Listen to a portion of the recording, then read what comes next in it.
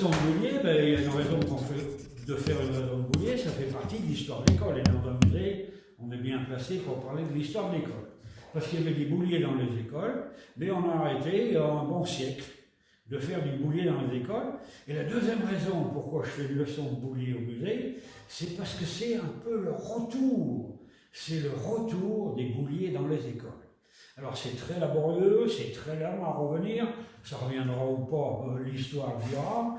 N'empêche qu'il y a un organisme qui s'appelle l'IREM, Institut de recherche en enseignement des mathématiques.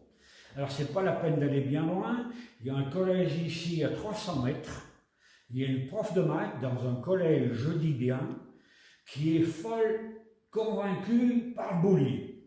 Alors elle travaille à l'IREM justement, et elle donne des leçons de boulier au 6e et au 5e, à côté là, depuis plus de 10 ans.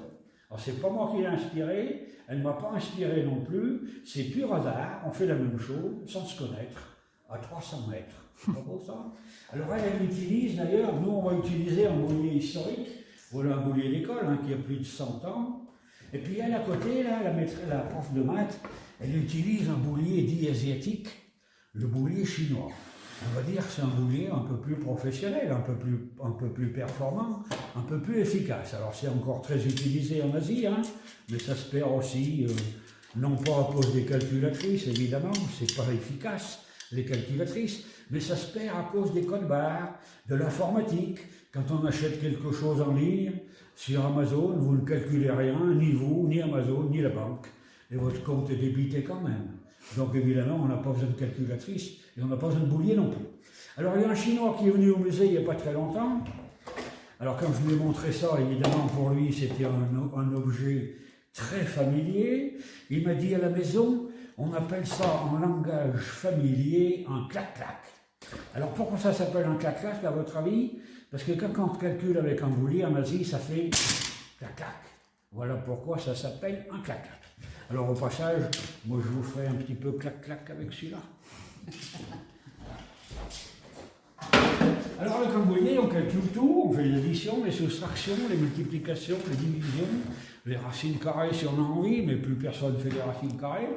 C'est très efficace, c'est très rapide, c'est très fiable, puisque ça va beaucoup plus vite que n'importe quel autre moyen, et surtout, on ne se trompe jamais.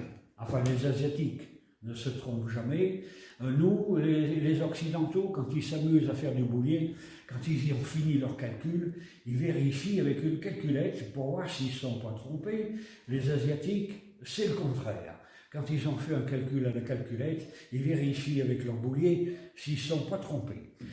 J'ai eu beaucoup de témoignages ici, quand on fait des grosses affaires avec les Chinois, qu'on va dans les grandes banques et qu'on parle de milliards.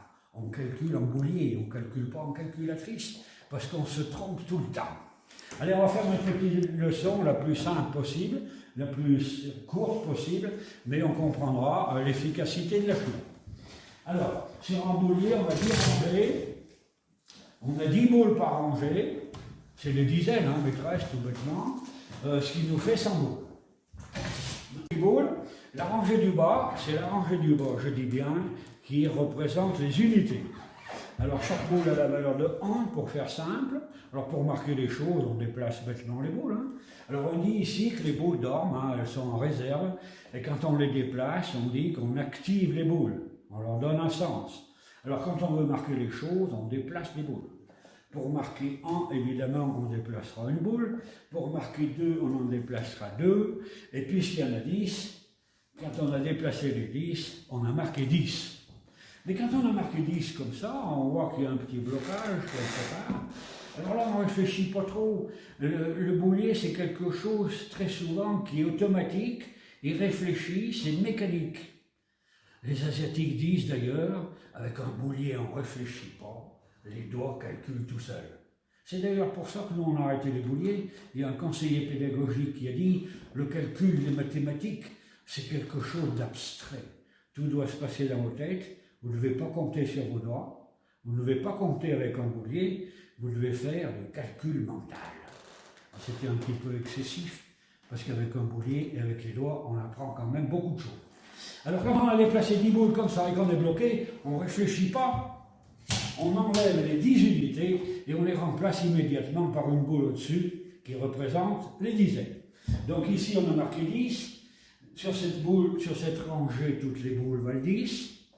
Au passage, tout à l'heure on était bloqué à 10, on ne pouvait pas marquer 11. Maintenant on peut marquer 11. 10, 11, 12, 13, etc. Sur cette rangée, ce sont tous les dizaines, 10, 20, 30, 40, etc. On va marquer quelque chose au hasard, 43, comme par hasard.